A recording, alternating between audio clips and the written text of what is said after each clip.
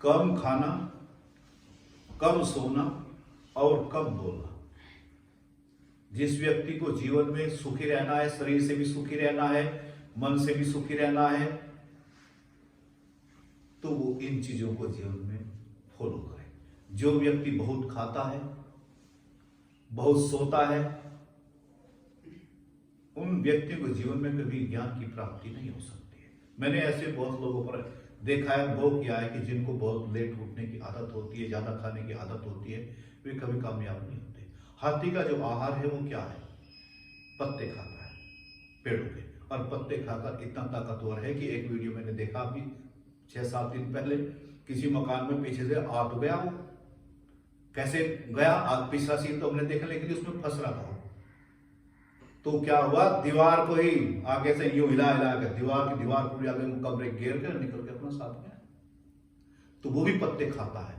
तो व्यक्ति इतना कमजोर कम खाने से नहीं होता है जितना कमजोर ज्यादा खाने से हो जाता है। ये उसी प्रकार से सिद्धांत है गोल्डन नीला कि जैसे अभी आटा पीसने की चक्की है, उसमें लिमिट में गल्ला दिया जाता है, चलता रहता चक्की चलती है, लेकिन अगर उसमें गल्ला ओवर हो जाता है तो चक्की फिर क्या होता है, बंद हो जाती है, और फिर उसको आपको वापसी घुमाना पड़ता है, और फिर धीरे धीरे वो स्पीड पकड़ती है। तो ऐसे ही हमारा जो भोजन पचाने का डाइजेशन सिस्टम है, उसमें अगर आप ज्यादा लोड डाल दोगे तो क्या होगा, उसकी जो क्रिया है वो लो स्पीड में हो जाएगी, और लो स्पीड में हो जाएगी तो आपको कमजोर कर देगा।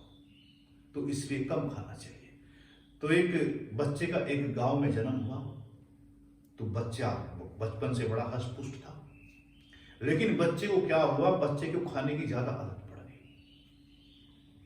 अब कई माँ बाप ऐसे हैं, घर में भी देखते नहीं है, ये 10 साल का बच्चा है, ये 6 रोटी खा रहा है, समझो बस चल रहा है तो चल भाई, ले रब का नाम मना लो अपना।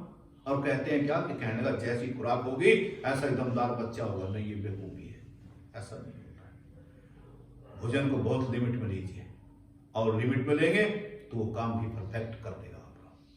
तो ये खाए तो बेचारा क्या करे, अब ये बड़ा हो गया, 15-16 साल का हो गया, इतना खाए, घर में 3-3, 4-4 बार 10-10 रोटी के बाहर बैठ के खाए।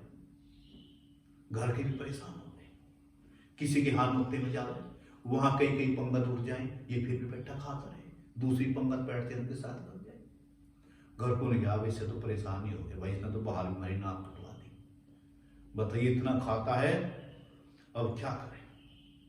तो उन्होंने एक दिन उसको धक्के मार के कहने लगा, बस निकल जा भाई यहाँ से, बस अब नहीं यहाँ कुछ भी हो सकता है, करना धरना तुझे कुछ है नहीं, नाच खाने की मशीन है। अब बेचारा ही निकल गया। जैसे ये निकला तो निकलने के बाद में इसने सोचा कहाँ जाना, तो ये रास्ते में बेचारा जा रहा था, तो एक रास्ते में इसने देखा एक मंदिर आया, और जैसे वो मंदिर आया तो उसके बाहर एक महात्मा जी बैठे, बाहर कुछ तकड़े। तो उसके लगा महात्मा जी तो खाने पीने वाले हैं, वैसे होते तो दुबले पतले मिलते, तकड़ा सिस्टम है। तो जाकर चरण छुए, गुरु जी जय श्री राम, नमो नारायण, नमो नारायण। इतने कुछ चेहरे भी अंदर से आए मंदिर से निकलकर। तो उनको देखा इसने, तो उसने देखा तो वे भी हष्ट-पुष्ट है सब। तो उसने देखा कि यार ये भी बहुत बढ़िया बात है। कहने लगे गुरु जी हमें भी आप अपने चरणों में स्थान दे दो। कहने लगे भाई आ जाओ, यहाँ तो भगवान की भक्ति करनी, भजन करनी, यहाँ कोई हल थोड़ी चलता है, भजन करो भोजन करो। कहने का भोजन की ही बात है गुरु जी, और कोई बात नहीं है, भजन भी करेंगे और भोजन भी करेंगे। अंदर चले गए तो उसने देखा वहां खाने पीने का बढ़िया सिस्टम था मंदिर में। तो ये अपना वहां पर रहे और खाए पिए, अपना आश्रम में जो झाड़ू बुहारी की सेवा होती है, पेड़ पौधों की, तो अब इसका आनंद आया। कहने लगे भाई घर तो रोक टोक भी होती थी, ले यहाँ तो कोई दिक्कत ही नहीं है, माल भी यहाँ तो मंदिरों में बोरियों आ रहा, चीनी की बोरी है, दलिया की बोरी है, भाई यहाँ कट के रोक। वाकई सही कहा कि बिना निकले कुछ नहीं मिलता।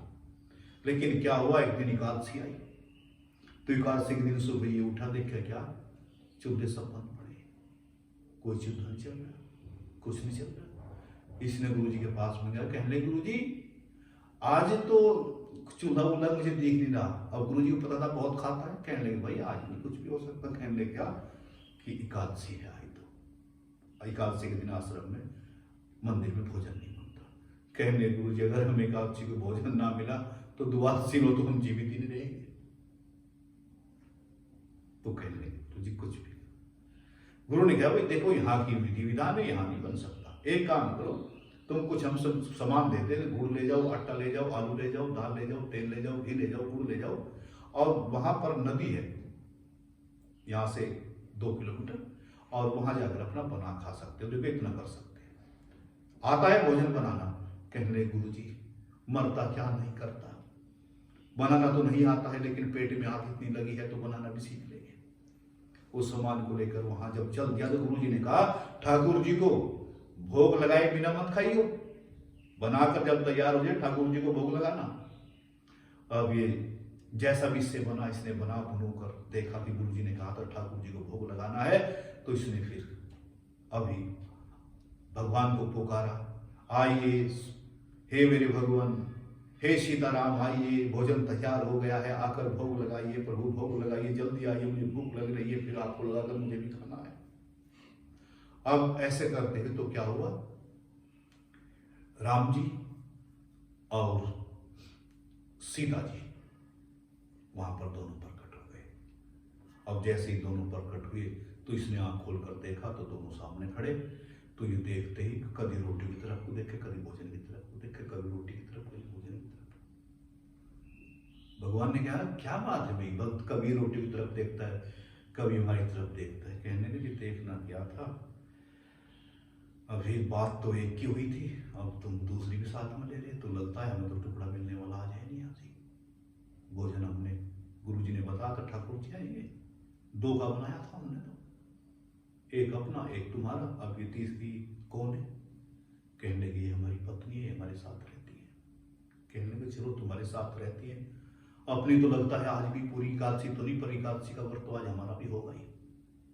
अब वो जो बना था भगवान को खिलाया, और कुछ बचा कुछ इसने भी खाया। फिर ये अगली एकादशी आने वाली थी, आश्रम में आ गया, मंदिर में ही भगवान चले गए। तो अगली बार इसने अपने गुरु जी को कहा कि कहने लगे गुरु जी खा के होकर थोड़ा राशन बढ़ा दियो, पिछली बार आपने जो दिया था उससे ज्यादा बढ़ा दियो। कहने लगे क्यों? कहने लगे भाई ठाकुर जी ने, उनके ठाकुर जी की पत्नी भी साथ में चली आई इस बार। गुरु जी ने कहा चलो लोगों, पिछली बार ये कम रहेगा, वो भूख कर रहा होगा, ठाकुर जी का ना ऐसी बदनाम कर रहा है। अब ठाकुर जी की पत्नी भी आई, दे दो चलो और बढ़ा के। अब वो बढ़ाकर इसको दे दिया राशन, ये फिर जाकर इसने भोजन भाजन बनाया, फिर वो भोजन गाया, आइए ठाकुर जी भोग लगाइए। तो देखा तो 3 आए, ये फिर देख रोटी की तरफ, कहने के भाई तकदीर खराब ही है, बता 2 को कहा था, इस बार फिर 3 आ गए, अपना फिर मामला साफ है। इसने कहा, कहने लगे कि ये तीसरे कौन है आपके साथ में आए जो? भगवान ने कहा ये हमारे भाई भैया हैं, छोटे भाई लखन जी हैं।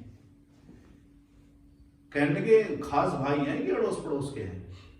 कहने लगे कि नहीं, खास बिल्कुल नहीं जी, हमारे छोटे भाई है। तो कहने लगे फिर मैंने खानदान का तो तुम्हारे ठेका उठा नहीं रखा, बात तो सिर्फ तुम्हारी थी, पहले बार पत्नी को ले आए, अब के लारे सब लगा कर ले आए। लक्ष्मण जी क्रोध मारे, कहने लगे भैया जी अच्छी जगह ले गए, बेइज्जती करवा रहे यहाँ। और राम जी हंस रहे, क्योंकि भगवान तो समझते हैं भक्त की भाषा को। तो कहने लगे चलो भाई एकादशी का व्रत तो आज भी अपना आधा तो करना ही पड़ेगा। वो भोजन बनाया, खाया पिया, और कहने लगे हाँ जी, अब कहते देखो बात बता दो क्या थे, अगली बार कितनी आओगे अगली एकादशी को, बात अभी खोल दो साहब। भगवान ने कहा क्यों घबराता है, आ जाएंगे। भगवान अंतर ध्यान हो गए। तो इसने गुरु को जाकर फिर कहा अगली एकादशी है, कहने गुरु जी अपना सामान और बढ़ाओ। कहने क्या करोगे, कोई भाई को भी लेकर आए अपने। गुरु जी ने कहा भाई झूठ बोलता है यार, हैं ऐसे काम करो, 11 से आटा दो, 2.5 किलो आलू दो, परिवार बढ़ गया। गुरु जी ने कहा दे दो तो इसको, लेकिन अब इसके पीछे से जांच करेंगे ये करता क्या है। तो उसको सामान दे दिया, उस सामान ले जाकर उसने रख दिया, और कहने लगा कि आज भोजन हम बनाते ही नहीं। कहने लगा क्या कि जब यहाँ आ जाएंगे अब गिनती देखेंगे पहले कितनी, जब भोजन बनेगा। अब भोजन तो तैयार नहीं, तो इसने कहा कि आओ भगवान जी लगाओ भोग। भगवान जी प्रकट हुए, कहने लगे यहाँ तो चूल्हा भी नमस्ते कर रहा, भोग कैसे? कहने लगा कि आज नहीं, आज कहने लगा आज तो मैं बैठूंगा क्या, तो अपने आप बनाओ, कोई ये थोड़ी है मैं तुम्हारा कोई नौकर हूं, आओ और खाओ और चले जाओ। अब उस दिन क्या हुआ, भरत जी और शत्रुघ्न भी साथ में आ गए, परिवार और बढ़ गया, 5 का परिवार हो गया।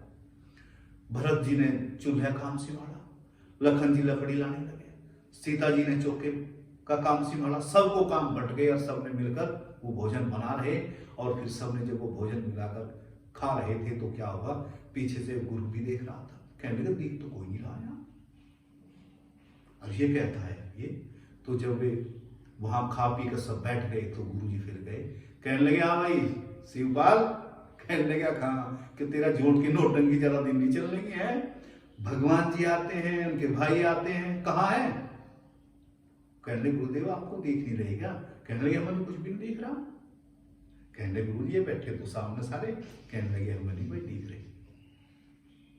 तो इसने भगवान से प्रार्थना किया, शिवराज ने कहने लगे हे प्रभु मेरी तो बेइज्जती हो जाएगी, मेरे तो इज्जत का दिवाला हो जाएगा, इन्हें आप देख नहीं रहे और ये मेरे पे झूठा आरोप लगाएंगे, आप इन्हें देख जाइए। भगवान ने कहा क्या कि कारण क्या है, तू पढ़ा लिखा नहीं है वो कोई बात नहीं है, लेकिन तू सरल है बहुत, तेरा स्वभाव सरल है।